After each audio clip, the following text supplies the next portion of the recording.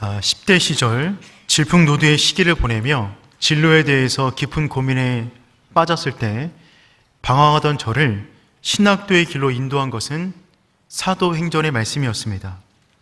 20대 한국교회 부흥을 경험하며 선교 한국, 아세아 복음화에 대한 열정을 제 안에 심겨주었던 말씀 역시 사도행전이었습니다. 저의 심정이 사도행전에 대해서 반응하는 것은 하나님의 나라에 대한 열망 때문에 그렇습니다. 부흥에 대해서 목말라하고 경험하고 싶기 때문에 그렇습니다. 진정한 부흥이란 사람이 만들어내는 것이 아니라 전적인 하나님의 주도 가운데 이루어지는 것입니다. 내가 하나님을 찾아가는 것도 중요하지만 우선하는 것은 하나님이 나를 찾아오시는 겁니다. 그분이 나를 찾아와서 내 안에 자리를 잡으시고 내 안에 있는 모든 것을 하나님의 뜻 가운데로 변화시켜 나가는 것이 부흥인 거예요. 그래서 부흥을 경험하게 되면 하나님을 향한 끝없는 갈망과 목마름이 생기게 됩니다. 그 상태 자체가 부흥입니다. 그래서 부흥을 경험하는 모든 사람들은 하나님을 향한 거룩한 열심이 일어나게 됩니다. 인간이 만들어내는 부흥은 사람을 지치고 피곤하게 만들지만 하나님이 주도하는 부흥은 독수리 날개쳐 오름 같은 비상의 영성을 우리에게 주는 것이죠. 특별히 여러분, 위드 코로나 시대 가운데 많은 교회들이 교회 생존 전략을 고민하는 이때에 옳은 교회는 교회의 생존 전략이 아니라 교회의 부흥을 경험하고 부흥을 이야기하고 부흥을 나눌 수 있는 아름다운 교회가 되기를 소망합니다. 하나님은 언제나 역전의 하나님이셨어요. 역전의 하나님은요, 가장 절망적인 순간에 항상 교회를 통하여 하나님의 사람들 마음 가운데 새로운 불을 일으키셨습니다. 1907년은 우리나라 민족사적으로 봤을 때 가장 수치스러운 한 해였어요. 일제가 1907년에 7월 24일 헤이그 밀사 사건을 계기로 고종 황제를 강제 퇴위시킵니다. 같은 해에 정미 7조약을 통하여 우리나라 군대를 해산시켰어요. 1907년은 민주국가로서 우리나라의 자주권을 잃어버린 굉장히 수치스러운 해입니다. 그런데 여러분, 우리나라 주권이 일본에게 넘어갔으나 하나님은 민족적으로 가장 암울한 그때 가운데 1907년 평양 대붕운동을 일으키셔서 또 다른 나라를 소망하게 만드셨어요. 비록 우리나라의 주권이 일본으로 넘어갔지만 하나님 나라에 대한 거룩한 열망을 이 땅 가운데 쏟아 부으신 것입니다. 항상 하나님은 역사적으로, 개인적으로, 민족적으로, 교회적으로 큰 전환기의 시점에 그 전환기를 타고 비상할 수 있을 만한 부흥을 우리에게 주셨어요.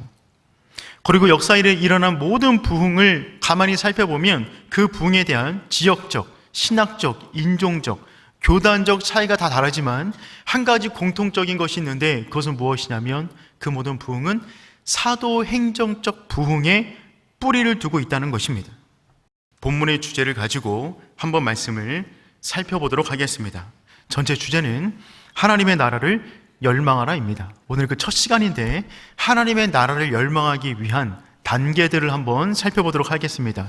우리 1절 말씀 다 같이 함께 읽어보겠습니다. 시작. 데오빌로여, 내가 먼저 쓴 글에는 무릇 예수께서 행하시며 가르치시기를 시작하심부터. 아멘. 1절에는 사도행전을 누가 썼는지 누가 받는지를 언급하고 있어요. 이 사도행전의 수신자, 받는 사람이 누구라고 되어 있죠? 데오빌로요 되어 있죠. 데오빌로는 원래 이름이 아니라 별명 같은 거예요. 두 가지 단어가 합성된 건데 데오스, 하나님, 필로스, 사랑하다 라는 두 단어가 합쳐진 겁니다. 그러니까 데오빌로라는 말은 하나님을 사랑하는 사람이에요. God lover를 의미합니다.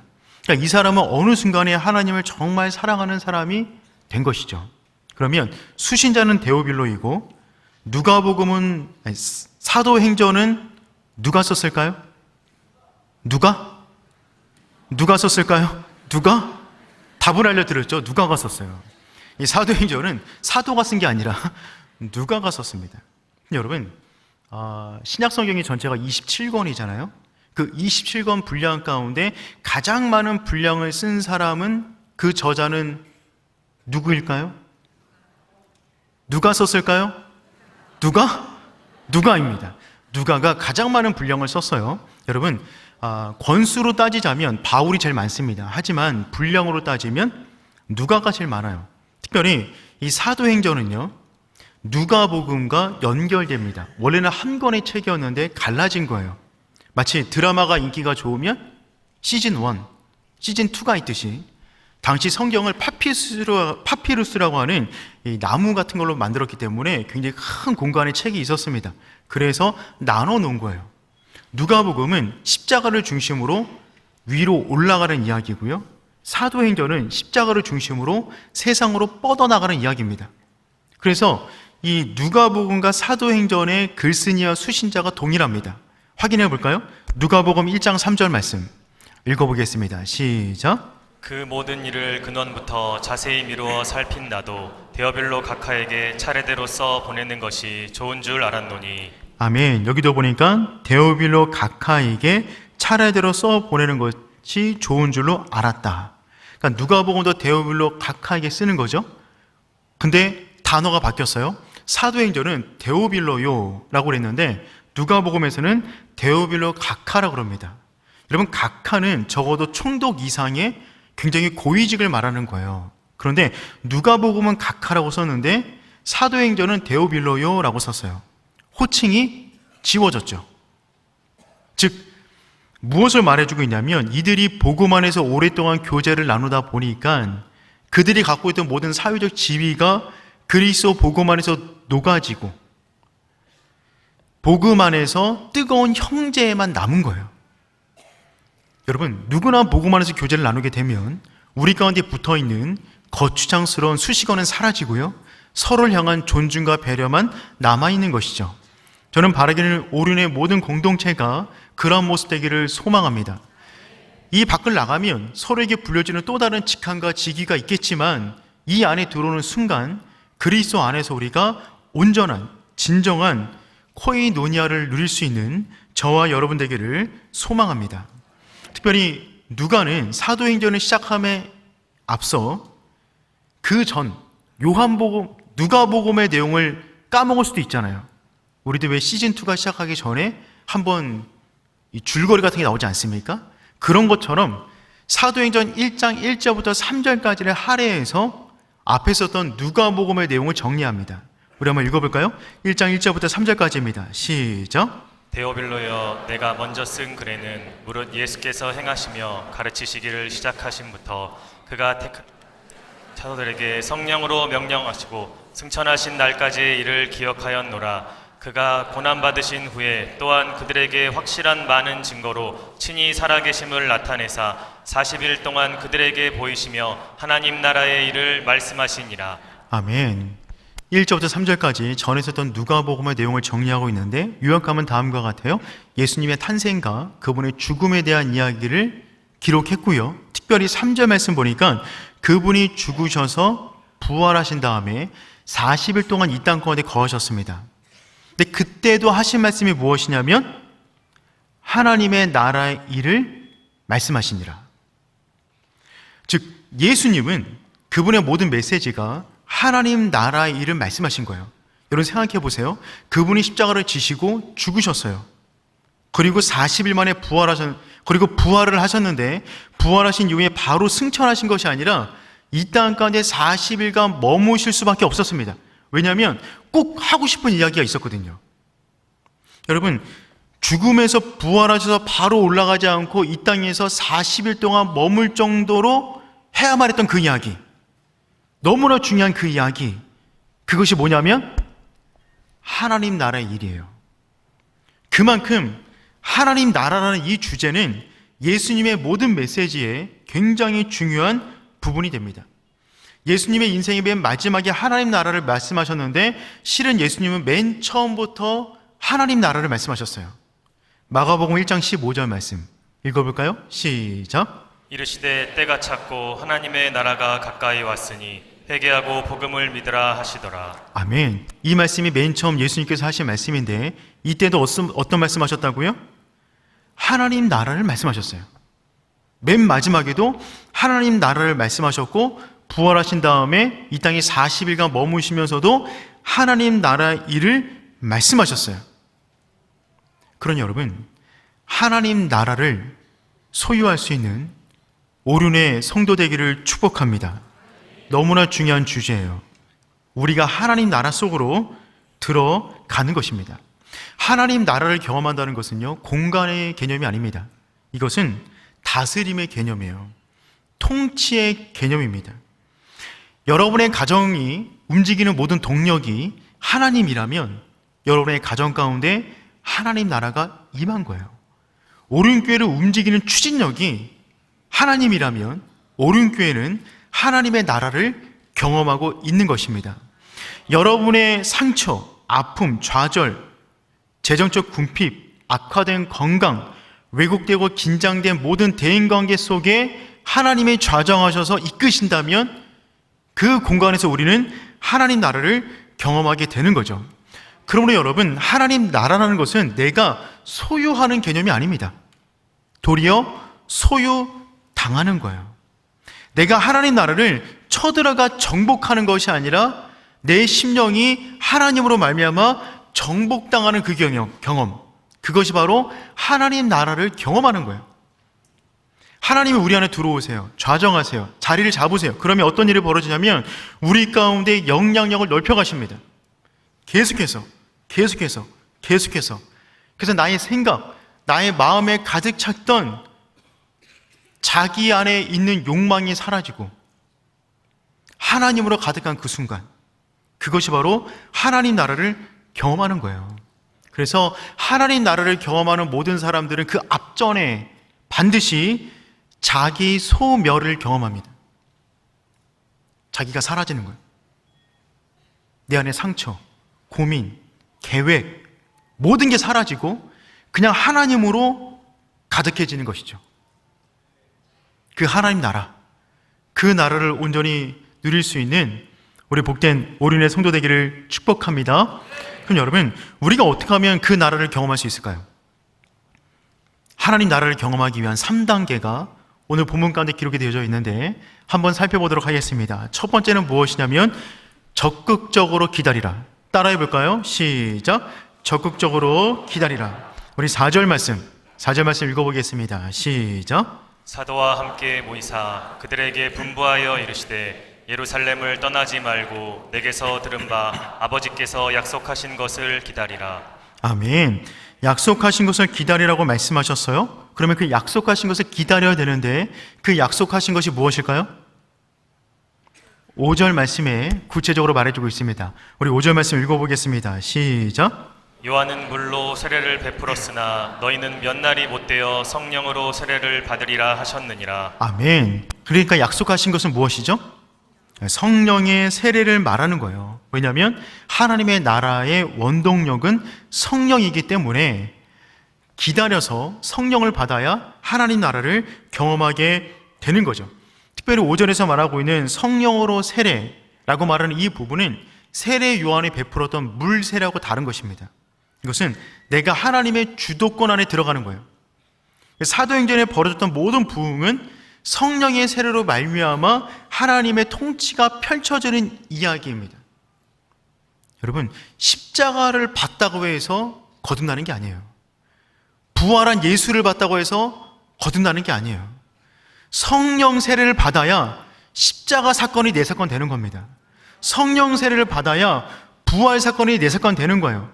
성령 세례를 받아야 살아계신 하나님이 진짜 내 안에 살아계신 하나님으로 느껴지고 임재하고 동행하게 되는 것입니다.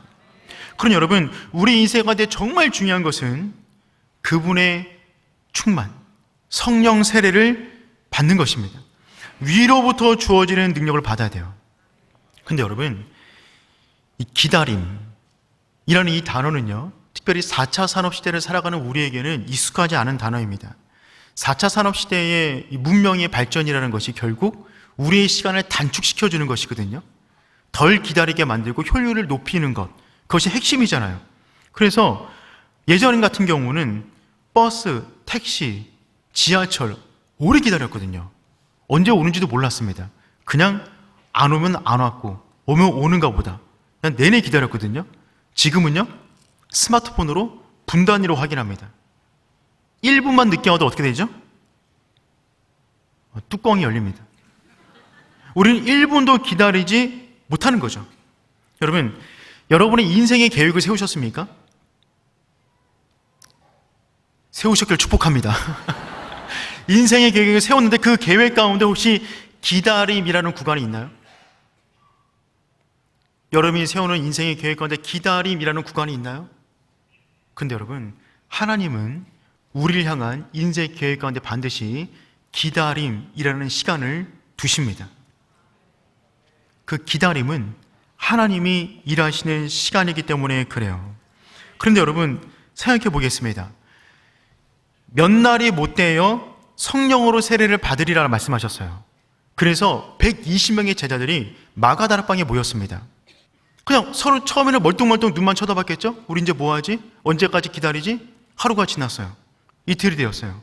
3일이 되었어요. 4일이 되었어요. 할 게 없어요. 차라리 나가서 뭐 하라면 하겠는데 가만히 멀뚱멀뚱 있는 겁니다. 그러니까 뭐 해요? 기도하게 되는 거죠. 여러분, 기다림이라는 것은 하나님을 온전히 신뢰해야만 할 수 있는 거예요. 성령을 기다리라는 말은 적어도 3가지 의미를 포함하고 있는데, 첫 번째는 성령님보다 앞서지 않겠다는 겁니다. 하나님을 믿는 사람만 할 수 있어요. 두 번째, 성령님에게 나의 시간을 맞추겠다는 거예요. 여러분보다 뭔가 높은 어떤 분을 만나게 되면, 약속을 잡게 되면 우리가 그분 시간에 맞춰서 기다리는 거잖아요. 마찬가지로 성령을 기다린다는 말은 무슨 말이냐면 하나님의 권위를 인정한다는 겁니다. 세 번째, 성령님을 기다린다는 것은 가장 역동적인 믿음으로 내 안에 견디고 있다는 것입니다. 여러분, 기다리는 그 순간 무기력하게 그냥 축 처져서 아무것도 안 하는 시간이 아니에요. 사실 무언가를 할 때보다 기다릴 때 우리 마음이 더 복잡합니다. 더 급합니다. 우리 생각이 더 복잡해요. 그 모든 거 다 잡아서 하나님께서 말씀하셨으니까 여기 머물러 있는다는 것, 내 몸을 지키고 있다는 것, 역동적인 믿음이 없는 사람은 할 수가 없는 거죠. 그래서 여러분, 성령님을 기다린다는 말은 무슨 말이냐면 우리가 하나님께 올려드릴 수 있는 최고의 순종의 행위입니다. 그 자체가 최고의 찬미예요. 그 자체가 최고의 경배의 순간이 되는 것입니다. 하나님을 믿습니까? 잠잠히 기다리셔야 됩니다. 하나님을 섬기다라는 영어 표현을 보면 기다리다라는 문구가 들어가 있죠. Wait on God. 하나님을 섬기는 방법은 그분을 기다리는 거예요. 그 은혜를 경험하는 저 여러분들에게 축복합니다. 두 번째, 우리는 자신을 깨트려야만 합니다. 우리 6절 말씀 읽어보도록 하겠습니다. 시작. 그들이 모였을 때 예수께 여쭈어 이르되 주께서 이스라엘 나라를 회복하심이 이때니까 하니. 그들의 질문은 뭐냐면 이스라엘 나라를 회복하심이 이때니까. 세 단어로 구성되어 있는데 이 세 개가 다 틀렸다는 거예요. 첫 번째, 이스라엘 나라를 잘못되었어요. 하나님의 나라는 하나의 지역적 개념이 아닙니다. 우주적인 개념이에요. 하나님의 나라는 한 지역이 담을 수가 없어요. 두 번째, 회복하심이, 제자들이 말하는 회복이란 로마의 압제에서 해방되는 것이었어요. 하나님이 말씀하신, 예수님이 말씀하신 하나님의 나라는 죽은 자가 살아나는 거예요. 차원이 다른 개념입니다. 이때니까, 지금입니까? 라고 질문하는데 그것도 잘못되었어요. 하나님의 나라는 지금 갑자기 확 다가오는 개념이 아닙니다. 그 개념이 아니라 점점 확대되는 나라예요. 여러분 안에도 하나님 나라가 이미 임한 줄 믿습니다. 그 나라를 우리가 계속해서 확장시켜 나가는 거죠. 그러니 여러분, 하나님 나라를 온전히 경험하기 위해서는요, 우리가 붙잡고 있는 기존의 틀이 깨져야 돼요. 기존의 틀이 깨지지 않는 한 하나님 나라에 대한 개념도 잡을 수 없을 뿐더러 그 나라를 누리지도 못합니다. 여러분, 현대사회를 붙잡고 있는 가장 무서운 신, 그 신은 뭐죠? 자신이에요. 우리가 신되었어요. 내 욕망, 내 생각, 내가 만들어낸 왜곡된 믿음이 나의 삶을 붙잡고 가는 거예요. 근데 여러분, 그 자신을 깨트리지 않는 한 우리는 하나님 나라를 경험할 수가 없습니다. 자신을 신으로 삼은 사람들은 곧 두 번째 신을 만나게 됩니다. 그 신의 이름은 배신이에요. 자신을 믿는 사람은 자신이 만들어 놓은 함정에 스스로 걸려 그것에 넘어지는 거죠. 학력을 믿는 사람은 학력 때문에 넘어집니다. 물질을 믿는 사람은 물질 때문에 넘어지는 거예요. 자기의 어떤 유능함, 자기 존재를 드러내려고 하는 그 사람들은 자기 존재 때문에 넘어져요. 관계에 매여 있는 그 사람은 관계 때문에 넘어지는 거예요. 깨트려야 부드러운 심령 가운데 하나님께서 물을 주시고 성령을 주실 때 아름다운 열매를 맺을 수 있기 때문에 그렇습니다. 세 번째 단계는 무엇이냐면 권능을 받는 거예요. 7절 말씀 다 같이 읽어보겠습니다. 시작. 이르시되 때와 시기는 아버지께서 자기의 권한에 두셨으니 너희가 알 바 아니요. 아멘. 예수님 굉장히 단호박이세요. 너희가 알 바 아니다. 신경 꺼라. 관심 없다 이겁니다. 그리고 주신 말씀 너무나 중요한 말씀인데 사도행전의 등뼈와 같은 말씀이에요. 우리 8절 말씀 다 같이 읽어보겠습니다. 시작. 오직 성령이 너희에게 임하시면 너희가 권능을 받고 예루살렘과 온 유대와 사마리아와 땅끝까지 이르러 내 증인이 되리라 하시니라. 아멘. 여러분, 사도행전 1장 8절의 말씀은 2000년 기독교 역사를 움직여온 견인차와 같은 역할을 한 말씀입니다. 지금도 세계의 모든 선교사님들은 이 말씀을 붙잡고 그 땅에 나아가 복음을 전하고 있고요. 오륜교회가 이 땅 가운데 세워진 이유 역시 이 말씀에 순종하기 위하여 여기에 서 있는 것입니다. 여러분, 권능을 받고 권능이라는 단어는 듀나미스라는 단어인데 이 단어는 예수님이 사역 초기에 하늘로부터 받으신 그 권능이에요. 귀신을 내어 쫓으실 때 이 권능을 사용하셨어요. 병든 자를 고치실 때 이 권능을 사용하셨어요. 죽은 자를 살리실 때 이 권능을 사용하셨어요. 그런데 이 권능을 누구에게 주시겠다고요? 기다리고 자신을 깨트린 자들에게 이 권능을 주시겠다는 것입니다. 여러분, 그 권능이 있어야 우리는 예루살렘과 온 유대와 사마리아와 땅끝까지 이르러 증인된 삶을 살아갈 수가 있는 거죠. 이 권능이라는 단어 듀나미스에서 다이나마이트가 나왔습니다. 다이나마이트는 기존 것을 무너뜨리고 재창조를 위한 도구로 쓰임받는 거죠. 권능이 임하면 이전에, 이 예배 이전에 우리의 삶이 어땠든지 간에 그 모든 것은 무너지고 하나님의 세우기를 원하시는 하나님의 나라가 우리의 삶 가운데 일어나게 되는 줄 믿습니다. 이 듀나미스라는 단어에서 다이나믹이 나왔어요. 권능을 받은 모든 사람들의 영혼은 역동적일 수밖에 없어요. 가만히 있을 수가 없습니다. 우리의 삶을 그리스도의 복음으로 물들이는 삶을 살아가게 되는 것이죠. 그 권능을 사모하고 그 권능을 받을 수 있는 오륜의 성도 되기를 축복합니다. 그러면 그 권능을 받게 되면 어떤 일이 벌어지냐면 예루살렘과 온 유대와 사마리아 땅끝까지 이르러 복음을 전한다고 했잖아요. 근데 4개의 지명이 나오죠. 그런데 원어로 보면 전치사가 3개 쓰였어요. 그러니까 성경은 4개의 지역이 아니라 3등분해서 본다는 것입니다. 예루살렘과 온 유대와 사마리아와 땅끝 3군데예요. 그런데 우리가 앞으로도 살펴보겠지만 사도행전 전체 구조를 보게 되면 이 지역 가운데 사도들이 가서 복음을 전하기 이전에 항상 늘 언제나 성령님이 먼저 강하게 임재하셔서 부흥을 주도하셨어요.